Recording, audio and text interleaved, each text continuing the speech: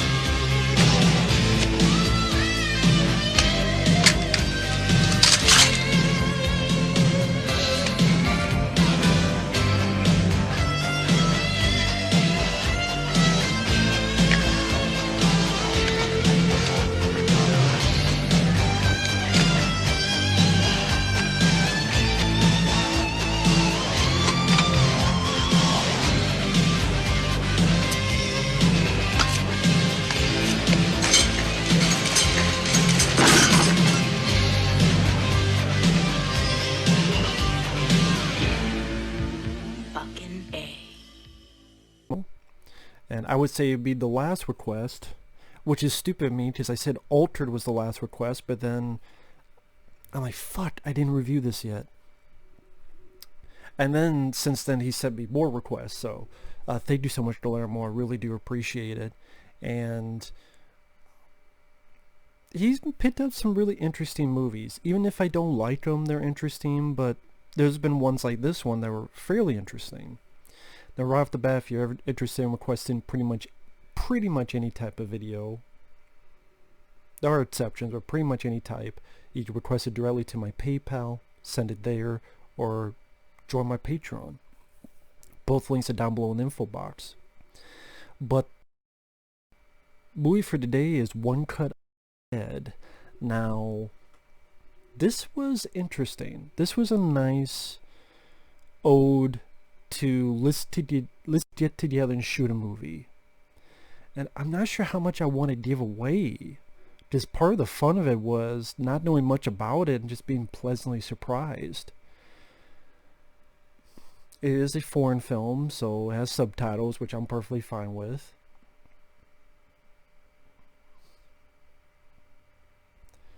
It starts off with a crew filming a movie and the director being very pissed off and angry, wanting to feel their emotions, and they're filming a zombie film, and then a zombie apocalypse happens while they're filming the zombie film, and the first 37 minutes is one take. The first 37 minutes of this film is all done in one fucking take.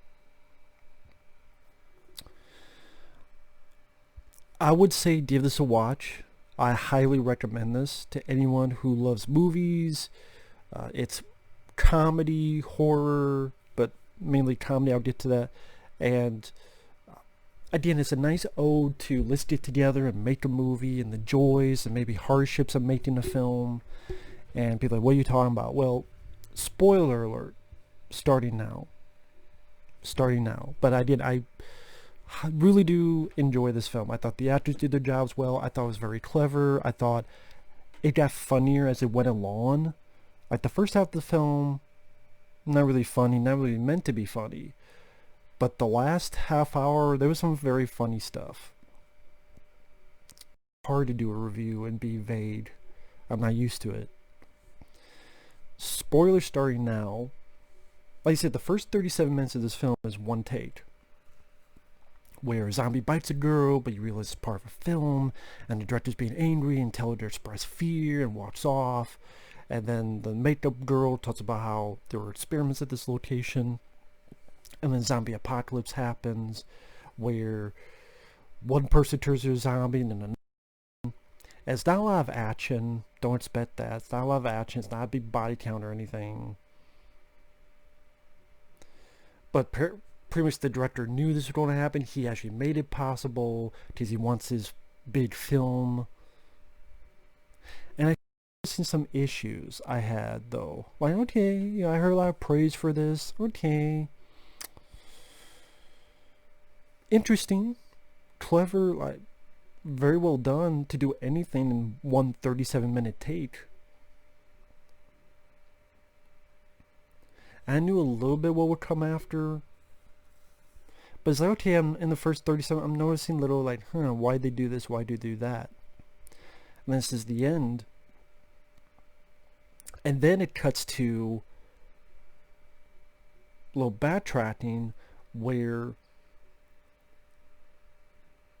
there is no zombie apocalypse. It's about the making of this, how do I put it? These producers came up to this director and said, we have a plan. We want to do a half-hour zombie piece. It be broadcast live, and it will be done in one take. And the director laughs at this, and you realize that the director is not the angry asshole. He's actually a very nice, genuine, easygoing guy. And it is about the making of a film. Rehearsals, recastings, troubles that happen. And that's sort of the second part of the film. If you think of a three-part structure, the second part is rehearsals. The bothersome of rehearsals when someone brings their baby and it keeps crying through the rehearsal. They hire someone and then they got hurt, so now they have to recast it, and the troubles and anxiety of doing that. And then having to cast his wife as one of the main people. And then this is definitely a movie I thought got better, because I thought the best part was the third portion, the last 30-40 minutes of this film, because it shows them shooting this one take. And the issues I had in the first 37 minutes, like, why'd they do this? Why'd they do that? You see why, and that made it more clever and more like, oh, that's why. Okay, spoilers. For example, there's a point where the camera kind of lays on the ground as this girl's fighting a zombie. Like, why is it doing that? Or there's a point where the actual director is playing the asshole director in this film. There's a point where he looks at the camera and talks. You know, okay, why did he do that? You find all this out in that stuff. And the idea, that was the fun. It's like, oh, that's why they did this. Like, the pains in shooting a film, especially a 37-minute one-take live broadcast one. Like, oh, the reason the camera was on its side is because the guy who was tearing it hurt his back and he couldn't get up. And then the girl behind him, shit. And then she has to get the camera to follow.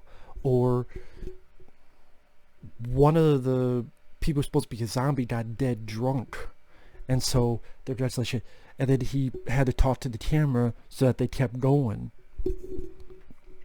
There's a point in the first 37 minutes near the end of that portion where the makeup girl has an axe in her head, and there's a point like she gets up and then looks and then screams and falls back down. You're like, what the hell is that about? We found the third act that she was really into character, really trying to hit the actors, the wife of the director, and so the director is like trying to hold her back, and they keep hitting them, and they're trying to hold her back some more, and they keep hitting them, and so one of them literally has to put her in a fucking like sleeper hold to calm her down, and then that's when she woke up, and like, oh shit. She didn't say oh shit, it's like that reaction. Or like in the first 37 minutes you go, well, why are there certain pauses? Did you find out later because this thing screwed up and this thing screwed up and this guy wasn't on his mark and this guy was too dead drunk, and you see the make of like a person, they're following with a camera and one person trips and falls on their fucking face. Or at the very end of the first portion when there's a crane shot, you realize they had to, the crane broke, so everyone has to climb on each other and climb up and film it. Like, all this stuff going on made it very clever, very interesting, very unique. and the fact that it really is like, let's get together and make a movie. And that was really interesting. That was really, by the very, very end, heartwarming. Funny and smart. I did the first 37 minutes, I'm like, well, why is it doing this and why is it doing that? And then you realize why it's doing it, and you go, oh. It's one of those nice things if you pay attention and you see I'm like, that was really clever. And apparently they did a sequel, but they did it in the vein of this, where because everyone's stay at home, or supposed to be, is doing this type of film, and the hardships of making the film, and this, I actually want to give that a look sometime. But yeah, One Cut of the Dead has a nice father-daughter moment at the very end. I thought it was really sweet. It got that, by the third act, that fun, crazy, what will happen next? Let's make a movie together, the ups and downs, but the accomplishment.